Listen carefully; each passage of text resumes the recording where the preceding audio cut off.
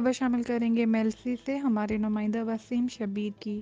हज़रत ख्वाजा मोइनुद्दीन चिश्ती अजमेरी रहमतुल्लाह अलैह का 810वां उर्स बड़ी अकीदत और एहतराम से मनाया गया, जिसकी सदारत हज़रत पीर सूफ़ी मोहम्मद अख्तर अली नकीबी ने की।